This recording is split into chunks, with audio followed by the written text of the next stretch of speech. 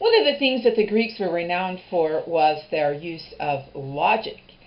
To the Greeks, logic and rationality was extremely high, and it seemed that they consistently tried to get away from chaos.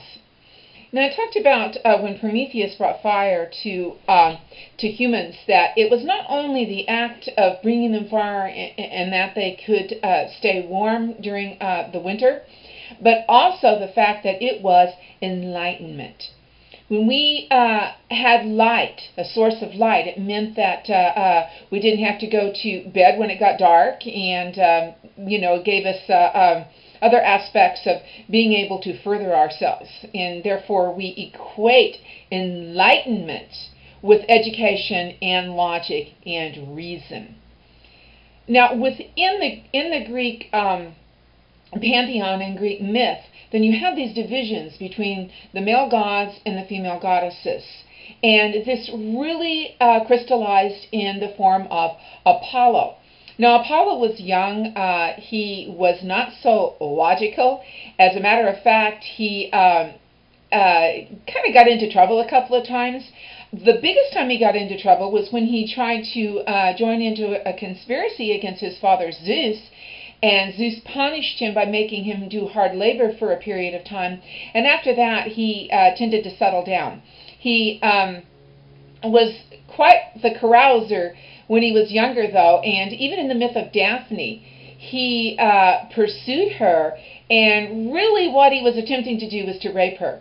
And Daphne didn't want to engage in connubial bliss with him, and actually prayed to her father, who was a minor river god, to save her, and he turned her into the laurel tree. And so Apollo, after this chaotic youth, settled down and became the god of really logic and reason, as exemplified by him being the god of the sun. Now, Helios, his son, S-O-N, as opposed to S-U-N, also do the chariot with, bearing the light across the sky. But they are two separate entities. So Apollo epitomized logic, reason, as associated with the light. Now remember, on the other hand, you have the dark goddesses, and what were the goddesses connected with? The inside of the earth, darkness, the moon. And so you have that. This is one of the reasons why I think that the original creation myths, it was the goddesses, or a goddess like Eurynome, who rose from the chaotic abyss, because all was darkness. And it was chaos, and women continued to be connected to chaos even to this day. Men could think things out with logic.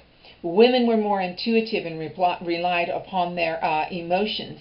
Even the word hysteria comes from the Greek word for the womb, which also, when you have your uterus removed, is called a hysterectomy. So even that word, where people lose it, and become totally emotional, out of control, comes from the womb. But also remember that the word matrix also means the womb or the uterus. So those movies that have to do with the matrix has to do with, going further back, has to do more with the woman and the female aspect than the male aspect.